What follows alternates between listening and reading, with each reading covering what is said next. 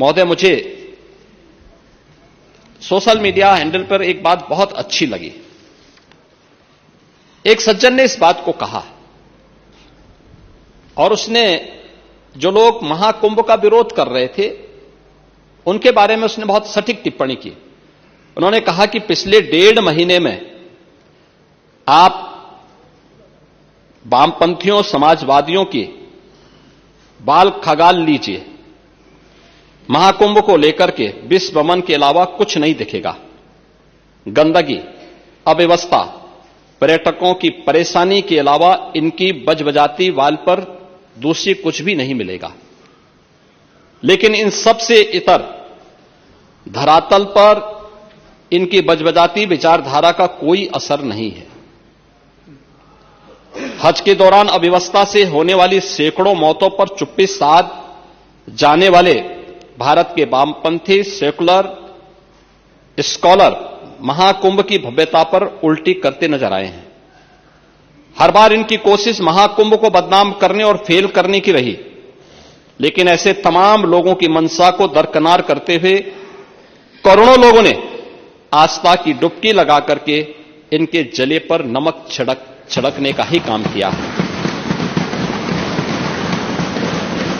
उन्होंने आगे लिखा है कि महाकुंभ के दौरान दुखद हादसा हुआ, इसके बाद भी आस्था और विश्वास तमाम परेशानियों पर भारी पड़ी।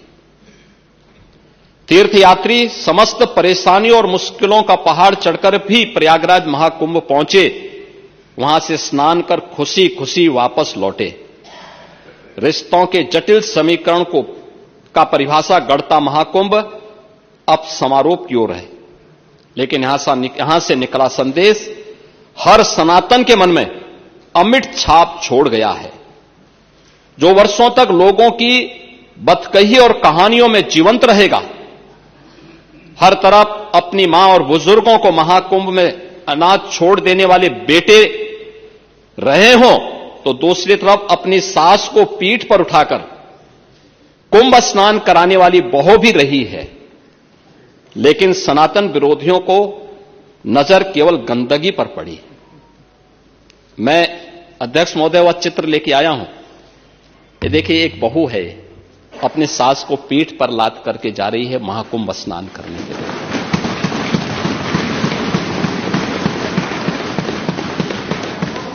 यही नहीं, आगे एक और बात कहते हैं। किसी ने सच कहा कि महाकुंभ में जिसने जो तलाशा उसको वह मिला। गिद्धों को केवल लाश मिली, सूअरों को गंदगी मिली, संवेदनशील लोगों को रिश्तों की खूबसूरत तस्वीर मिली, आस्थावानों को पुण्य मिला, सज्जनों को सज्जनता मिली, गरीबों को रोजगार मिला, अमीरों को धंधा मिला, श्रद्धालुओं को साफ सुथरी व्यवस्था मिली, पर्यटकों को अव्यवस्था मिली, सद्भावना वाले लोगों को जाति रहित व्यवस्था मिली, भक्तों को भगवान मिले।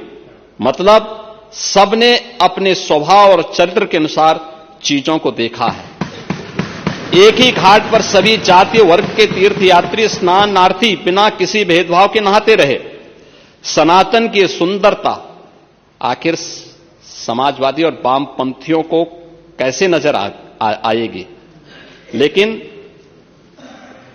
इनके द्वारा लगातार किए जाने वाले प्रश्न इनकी नियत को ही संदेह के दायरे में खड़ी करती है। महोदय, ये टिप्पणी अचानक नहीं है। ये टिप्पणी भारत की टिप्पणी है, भारत की भावनाओं की टिप्पणी है। और जो स्वयं कुछ कर नहीं सकते थे, जिन लोगों ने अपने समय में इस पूरे आयोजन को अव्यवस्था और भ्रष्टाचार का शिकार बनाया था, आज वे महाकुंभ पर इस प्रकार की टिप्पणी करके भारत की भावनाओं के साथ ही खिलवाड़ करने का काम कर रहे हैं।